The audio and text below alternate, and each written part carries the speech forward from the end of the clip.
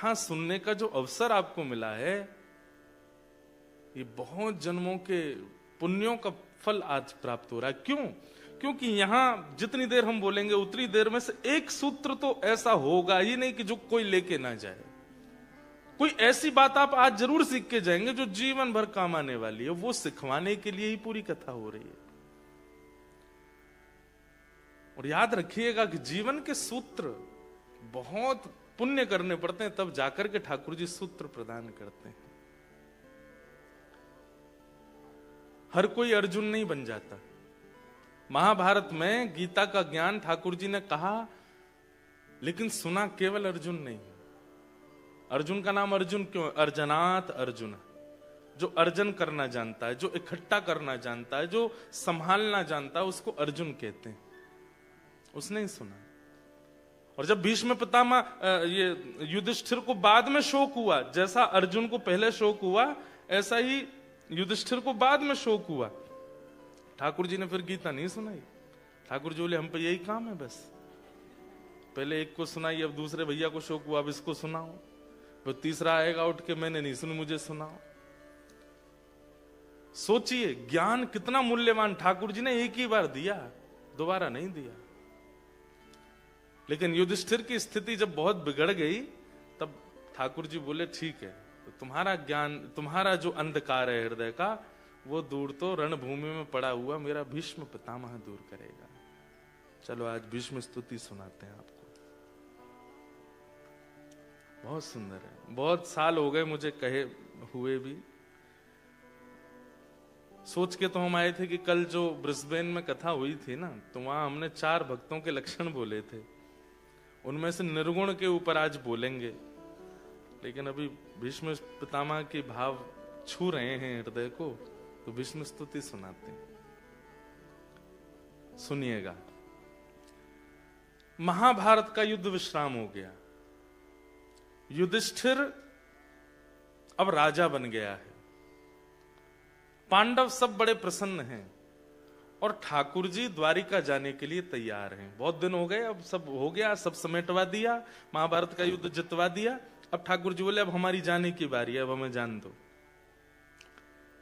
लेकिन जैसे ही ठाकुर जी रथ में बैठे तो पहले कुंती रोई, फिर कुंती ने स्तुति गाई। उत्तरा के गर्भ के बालक की रक्षा की वो विषय बड़ा है। लेकिन अब तीसरी बार ठाकुर जी का रथ रुका है। पहले 2 बार रुक चुका है द्वारिका जाने से पहले। अब तीसरी बार रथ क्यों रुका? बोले युधिष्ठिर रो रहा है। तो भगवान ने युधिष्ठिर से पूछा, युधिष्ठिर जी आप क्यों रो रहे हैं? आपके दुख का कारण क्या है? तब युधिष्ठिर जी महाराज कहते हैं कि बाल द्विज स्महन मित्र पित्र भ्रात्र गुरुद्वह नमेश्यान मोक्षो यापि वर्षायुतायुतई।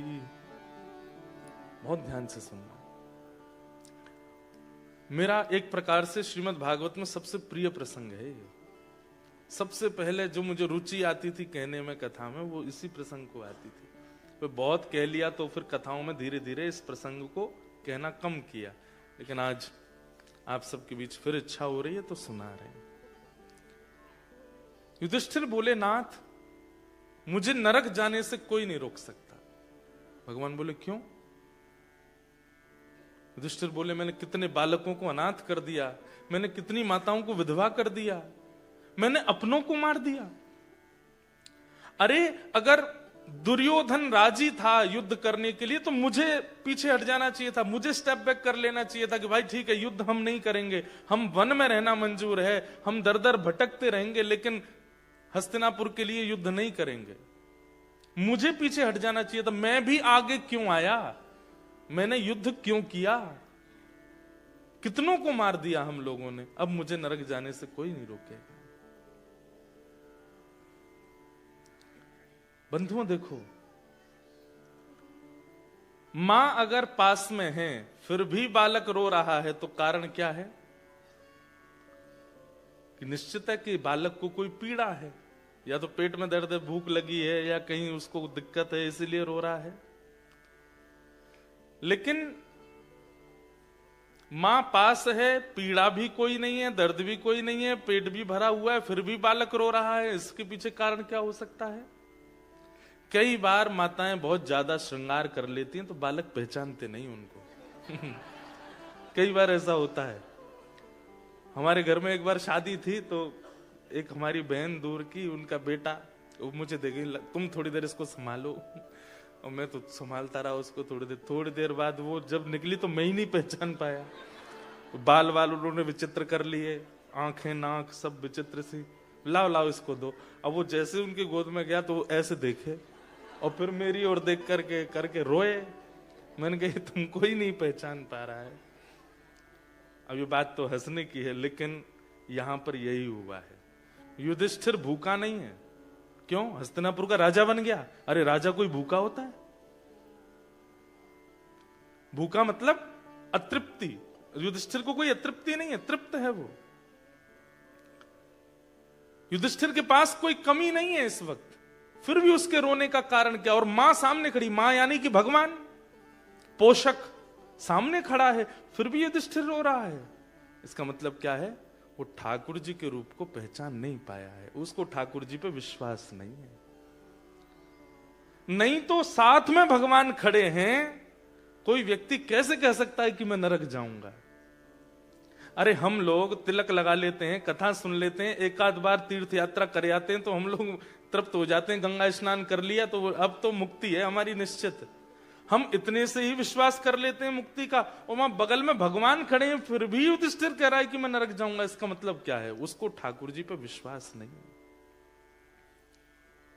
बंधुओं, एक बात हमारी लिख लीजिएगा, भक्ति का जो आधार है ना, आधार बोले तो नींव, जो इंफ्रास्ट्रक्चर पूरा तैयार होता है, उसकी जो नींव होती है, अगर वो मजबूत हो तो कितनी भी मल्टी स्टोरी बिल्डिंग बनी हो गिरेगी नहीं। लेकिन नींव ही कमजोर है तो सब धराशायी हो जाएगा। भक्ति आप कितनी भी कर लो, नाम जप आप कितना भी कर लो, एकादशी व्रत कितने भी कर लो, तीर्थ यात्राएं कितनी भी कर लो, लेकिन आपकी नींव, भक्ति की नींव क्या है? विश्वास यदि डगमगाया हुआ है तो आप कितना भी कुछ कर लो, कोई फायदा नहीं है। एक भाव में गाता हूं, जिसको तेरा भरोसा, जिसको तेरा सहारा, जिसको तेरा भरोसा, जिसको तेरा सहारा, जिसको तेरा भरोसा, जिसको तेरा सहारा, जिसको तेरा भरोसा, जिसको तेरा सहारा, मझधार क्या करेगा, मझधार ही किनारा, मझधार क्या करेगा, मझधार ही किनारा,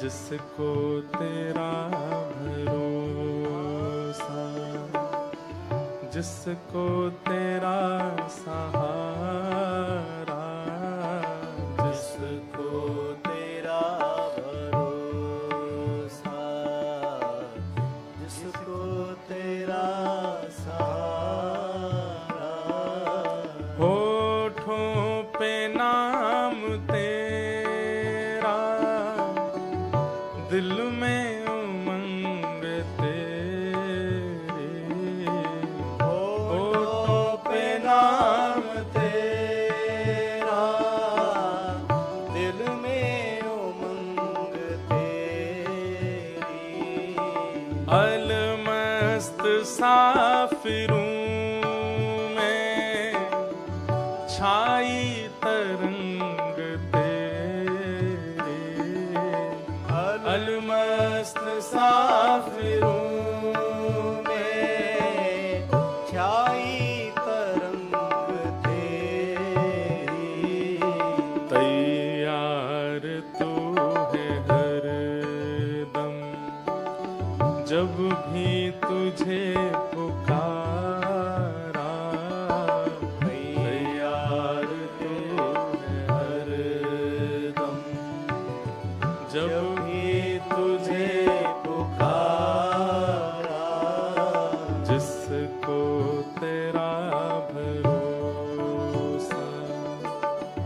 जिसको तेरा सहारा,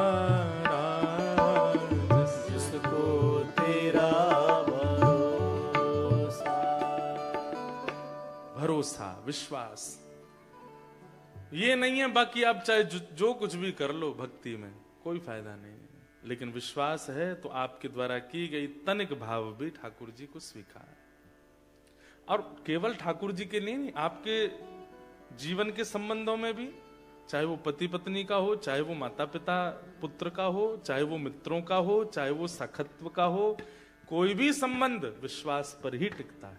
और अगर विश्वास नहीं है तो फिर उस संबंध की कोई वैल्यू नहीं है। भगवान जब युधिष्ठिर रोया, युधिष्ठिर का शोक सुना, तब तक ठाकुर जी को बिल्कुल पीड़ा नहीं हुई। जब युधिष्ठिर ने कहा मैं नरक जाऊंगा, ठाकुर जी बोले मैं द्वारिका छोड़ के यहां खड़ा हूं। जगत नियंता जगदाधार परमात्मा जिसके अधीन पूरा विश्व है, जिसकी ब्रगुटी पर पूरा विश्व नृत्य करता है, वो तेरे सामने खड़ा और तू कह रहा है तू नरक जाएगा।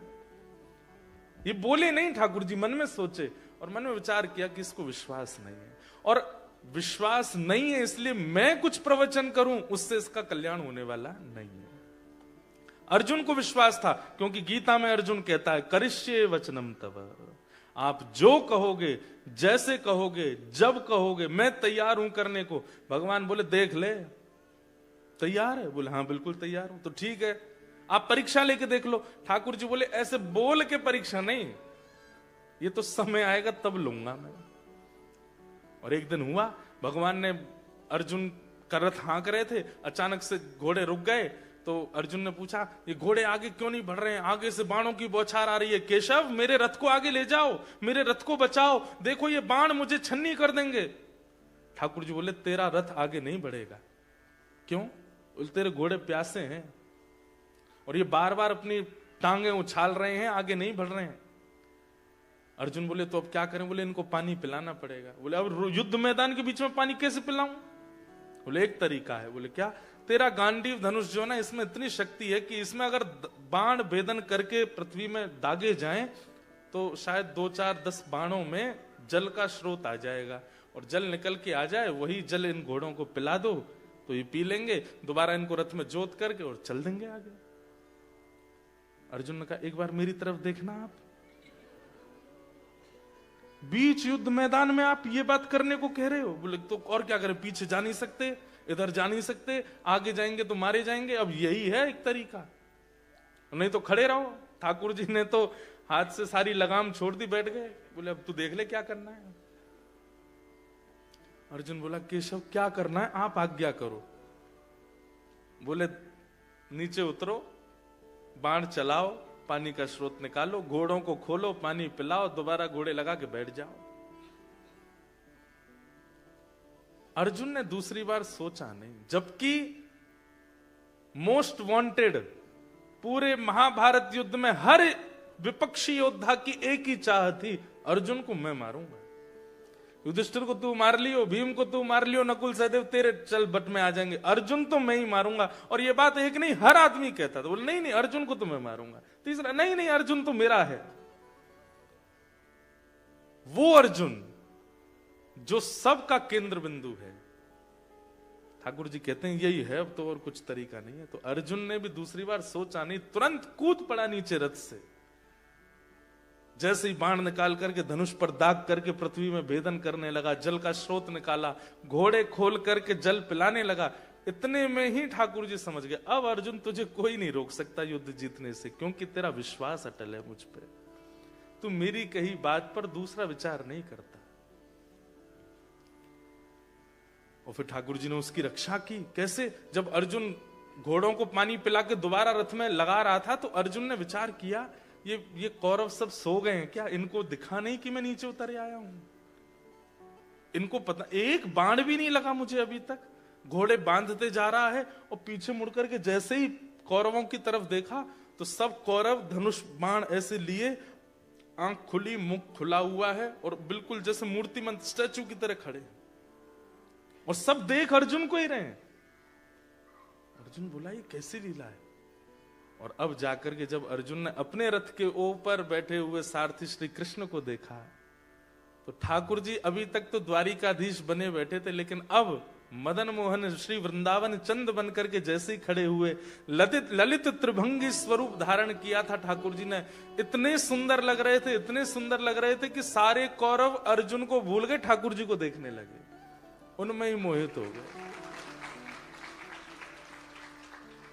अपनी ओर आकर्षित कर लिया सबको कि अर्जुन इतनी देर में सब काम कर ले। यह है विश्वास का प्रतिफल। हमारा विश्वास डगमगा जाता है। कभी कभी पता है लाइफ में सिचुएशन आती नहीं है, ठाकुर जी भेजते हैं, लेट्स चेक, क्या बोलते हैं उसको, क्वालिटी चेक।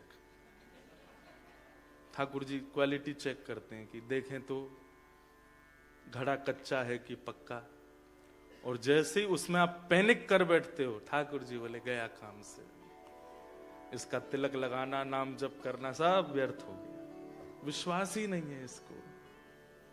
विश्वास चाहे जो हो जाए बंधुओं, हम तो कह दें तो बुरा नहीं मानना, पैर अलग हो जाए शरीर से, हाथ निकल के बाहर आ जाएं, फिर भी विश्वास मत छोड़िएगा ठाकुर जी को। ये बात तो वो है जो मैं बोल सकता हूं, इससे भी कुछ और ज्यादा अनुभव करेंगे उसके बाद कि ठाकुर जी विश्वास का प्रतिफल कैसे देते हैं। गुरु के प्रति, नाम के प्रति, कथा के प्रति और ठाकुर जी के प्रति, ठाकुर जी के जनों के प्रति विश्वास करो, भरोसा। तो युधिष्ठिर को जब भगवान ने देखा कि इसका विश्वास डगमगा रहा है, ठाकुर जी बोले अब मैं इसको ज्ञान नहीं दूंगा। और जहां ठाकुर जी अपने आप को फेल समझ लेते हैं, वैसे तो वो कभी होते नहीं, लेकिन फिर भी हमारे श्री स्वामी हरदास जी महाराज का एक पद है, हे हरि मो सोना बिगाड़न को, तो सोना संभारन को, मो सोना बिगाड़न को, तो सोना संभारन को। हे हरि, अब देखो आज तक जितनी भी कथाएं हुई ना अभी ऑस्ट्रेलिया में, सब जगह हमारे ग्रंथ और पदों की किताब संग चल रही थी। वहां मुझे पद याद नहीं आ रहे थे, यहां सब ये भूल आए हैं, तो अब सब याद आ रहे हैं। अब केलीमाल जी वहीं रखी हैं, उसमें ये पद है। आपके पास है ये वाला पद? लाओ लाओ जल्दी दो, बहुत अच्छा पद है।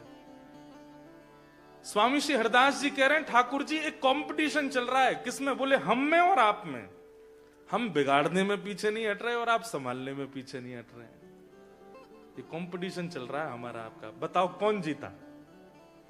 बताइए लास्ट में कौन जीता? हम आपसे पूछ रहे कौन जीता? कौन जीते?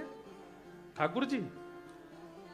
अरे नहीं, हरिदास जी तो पद गा रहे हैं। सुनो सुनो, कॉन्सेप्ट सुनो। हरिदास जी कह रहे हैं कि हे हरि मोसो ना बिगाड़न को, तो सो ना सवार। मोसो को मतलब हरिदास जी अपने लिए नहीं कह रहे, हम सब बिगाड़ने में पीछे नहीं है और आप संभालने में पीछे नहीं है।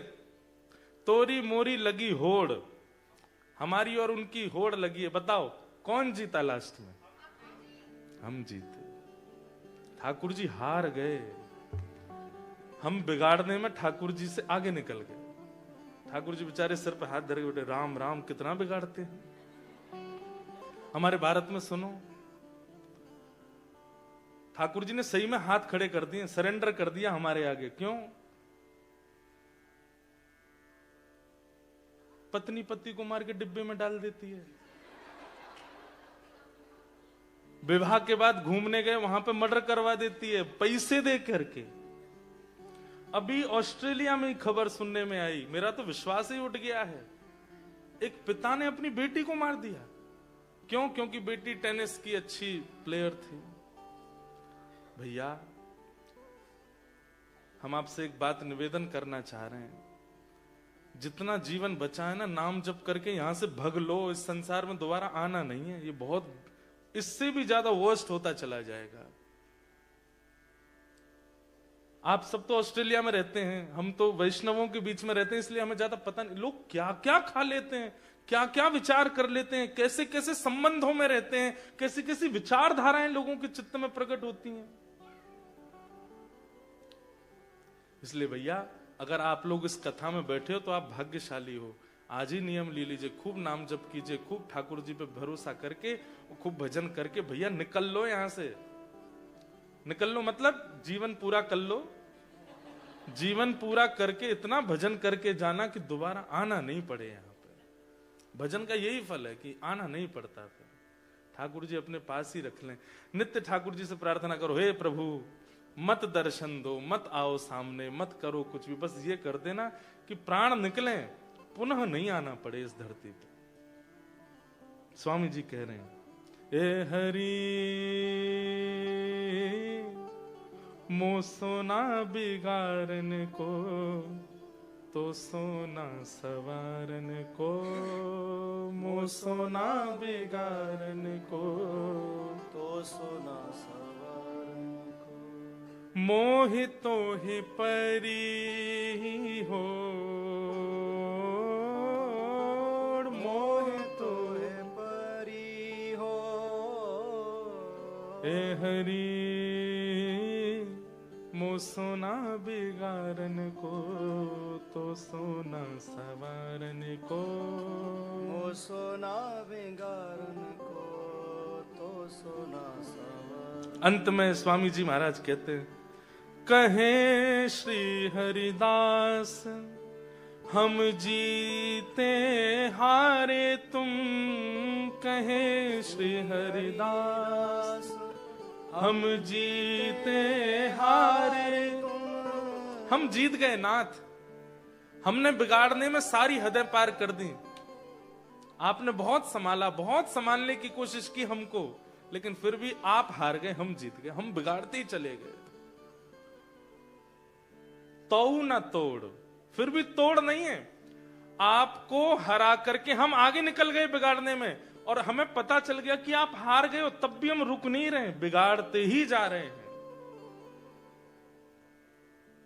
ए हरि तो मो सोना बिगाड़न को, तो सोना सवारन को, मो सोना बिगाड़न को, तो सोना सवारन। युधिष्ठिर जी के चित्त में जब अविश्वास का दर्शन ठाकुर जी को हुआ, बहुत पीड़ा हुई ठाकुर जी को। बताओ, मैं यहाँ पे द्वारिका छोड़ के आप बिल्कुल छाया बन के खड़ा हूं महाभारत युद्ध में, और ये कहता है कि नरक जाएगा। ठाकुर जी कहते हैं, जहां हम हारते हैं वहां फिर हमारे भक्त ही ठिकाने लगाते हैं। अब हम नहीं ज्ञान देंगे, अब तो हमको भजने वाला कोई इसको समझाएगा, तभी इसके बात समझ में आने वाली। इसलिए आप सबके लिए, हम सबके लिए ठाकुर जी प्रवचन नहीं करते, रसिकों को प्रवचन के लिए, कथावाचकों को प्रवचन के लिए, हरिजनों को ठाकुर जी चुनते हैं कि भाई तुम ही समझाओ, मेरी बात समझ में आने वाली नहीं है, क्योंकि मेरे प्रति विश्वास में अभी कहीं कमी है। और एक बात स्पष्ट कहते हैं, अगर विश्वास प्रगाढ़ होता तो आपको समझाने ठाकुर जी ही आ जाएंगे। सूरदास के सामने आते थे, कालिदास के सामने आते थे, कृष्णदास, कुम्मन दास, मीराबाई, सबके सामने ठाकुर जी आते थे, क्योंकि उनका विश्वास प्रगाढ़, और जिनका विश्वास प्रगाढ़ नहीं है उनके लिए हरिजनों को आना पड़ता है। ठाकुर जी ने युधिष्ठिर से कहा, अब तो तुमको कोई और समझाएगा। बोले, कौन? रणभूमि में मेरी प्रतीक्षा कर रहे हैं बाणों की सैया पर लेटे पितामह भीष्म, उनके पास चलो। भीष्म पितामह का नाम सुनते ही युधिष्ठिर प्रसन्न हो गया। बोले, हाँ वो तो हमारे घर के बड़े हैं। ठाकुर जी बोले, हम बे वही समझावे, वो तो चल बड़ो है। अच्छा, ठाकुर जी छोटे भी हैं ना आयु में, इसलिए भी इन लोगों का भाव कम है ठाकुर जी के प्रति। मतलब प्रेम है, भाव है, लेकिन वो विश्वास नहीं है चित्त में। भगवान बोले, चलो भैया, भीष्म पितामह हमारी प्रतीक्षा कर रहे हैं, रोम रोम में बाण लगा है उनके, लेकिन वो फिर भी प्रतीक्षा कर रहे हैं कि ठाकुर जी आएंगे तभी प्राण त्यागूंगा मैं। बहुत अच्छा प्रसंग है, आप सबसे हमारी प्रार्थना, ये कर्ण पिशाचनी रख दीजिए नीचे, ये कर्ण पिशाचनी है।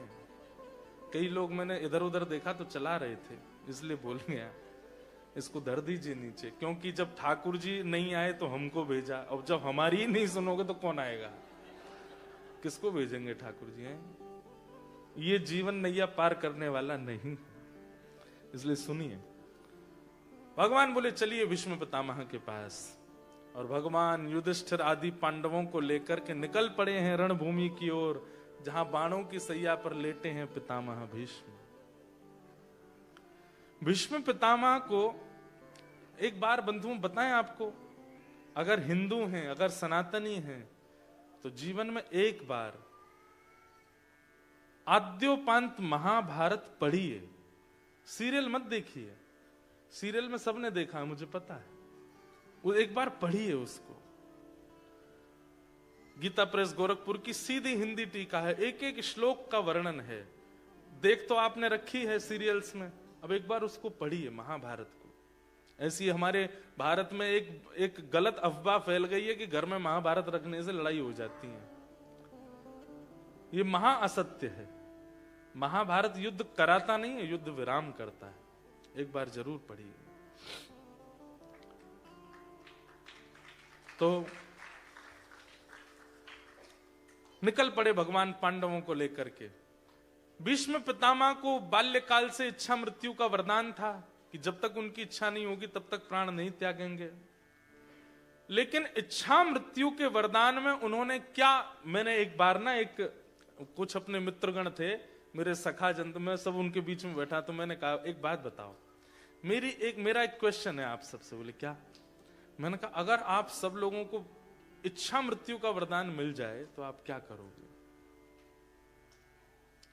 इच्छा मृत्यु मतलब जैसे चाहो वैसे मृत्यु को प्राप्त करो, तो आप क्या करोगे? तो किसी ने कहा मैं तो स्विट्जरलैंड में पहाड़ों की वादियां देखते देखते प्राण त्यागूंगा। एक हमारे यहाँ चटोरा है सखा, वो बोला कि मैं पहले तो साउथ इंडियन खा लूंगा, उसके बाद गुजराती खा लूंगा, फिर बंगाली खा लूंगा, फिर पंजाबी खा लूंगा, और मैं तो इच्छा मृत्यु करूंगा कि मैं इतना खाऊं कि मेरा पेट ही नहीं भरे, और मैं सारे रसों को चख करके अंत में मुझे सबसे प्रिय पान लगता है, तो पान जैसे ही जाए मुख में पूरा मुंह मेरा रच जाए तब प्राण निकले। मैंने वाह भाई। किसी ने अच्छे अच्छे वस्त्रों के, किसी ने धन के, किसी ने सारे भोग ऐश्वर्य के, सबके रखे इच्छा मृत्यु। तब मुझे याद आई भीष्म पितामह की। इनके पिता शंतनु महाराज ने जब भीष्म पितामह से कहा कि मैं तुम्हें इच्छा मृत्यु का वरदान देता हूं, तुम्हारी जब जैसे इच्छा होगी तभी प्राण निकलेंगे, उसी समय भीष्म पितामह ने नेत्र बंद करके ध्यान कर लिया था। शंख चक्र गदा पद्मधारी श्रीमन नारायण मेरे सामने मंद मंद मुस्काते हुए खड़े होंगे, मैं उनके सर्वांगीण अंग का दर्शन कर रहा हूंगा, वे मेरे तन का स्पर्श कर रहे होंगे, मैं उनके मुखमंडल का दर्शन कर रहा हूंगा, उसी समय मेरे प्राण निकले। मैं ऐसी इच्छा रखता हूं और मुझे कुछ नहीं चाहिए। मेरे पत्नी हो, बच्चे हो, परिवार हो, ये खाने की वस्तु आज कुछ नहीं। पीतांबरी कसी हो, मुखड़े पे एक हंसी हो, छवि मन में ये बसी हो, जब प्राण तन से निकले, इतना तो कहना स्वामी, जब प्राण तन से निकले। इच्छा मृत्यु भीष्म पितामह की है, और आज उस इच्छा मृत्यु को ठाकुर जी पूरा, नहीं तो पूरे शरीर में बाण लगे। भीष्म पितामह मरे नहीं अभी तक। क्यों? क्योंकि अभी इच्छा पूरी हुई नहीं है ठाकुर जी को देखने की। और इतने में ही श्याम सुंदर बाकी अदा से चलते हुए रणभूमि की ओर आ रहे हैं।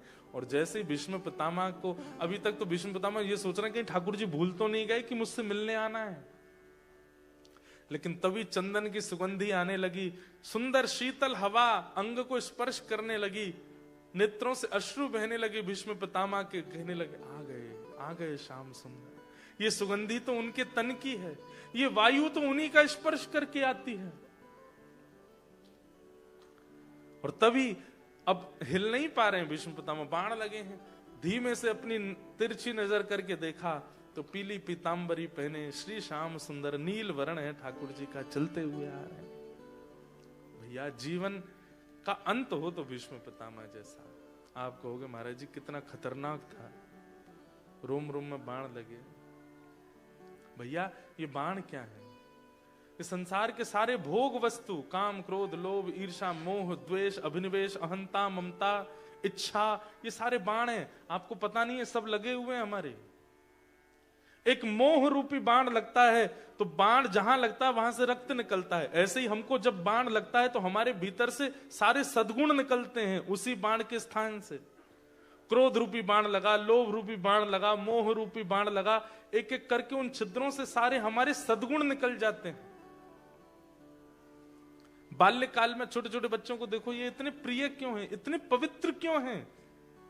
क्योंकि अभी काम, क्रोध, लोभ, मोह रूपी बाणों ने इनका स्पर्श नहीं किया, हमारा कर चुके हैं। इसलिए हम पवित्र नहीं है, ये महापवित्र है। इस वजह से सो के उठते भी है ना तो भी प्यारे ही लगते हैं। हम सो के उठते हैं तो फिर हमको पवित्र होने जाना पड़ता है।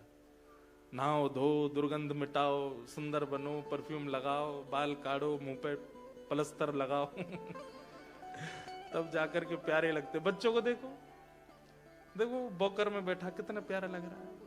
क्यों? महापवित्र है। अभी किसी भी प्रकार का दोष जीवन में है नहीं, हम सब दोषी हैं। हाँ, लेकिन कई बड़ी उम्र के भी जब गुरु आश्रित हो जाते हैं, उर्ध्वपुंड लगाने लगते हैं, गुरु के नियमों में रहने लगते हैं, गुरु आश्रय के जब पालन करते हैं और उस भाव से रहने लगते हैं तो फिर उनकी पवित्रता छलकने लगती है।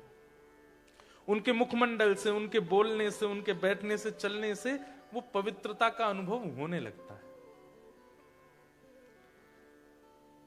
तो बाण सबको लगे हैं, पर भीष्म पितामह जैसा अंत हमारा नहीं होता कि ठाकुर जी सामने हो।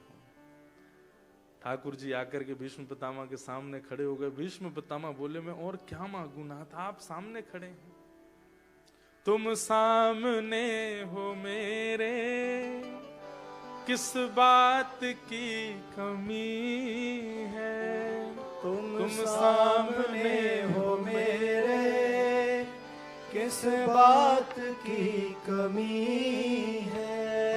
किसी और वस्तु की अब दरकार भी नहीं है। किसी और वस्तु की अब दरकार भी नहीं है। तेरे साथ से गुलाम अब, तेरे साथ से गुलाम हो गुलफाम हो रहा है। तेरे साथ से गुलाम गुलफाम हो रहा है।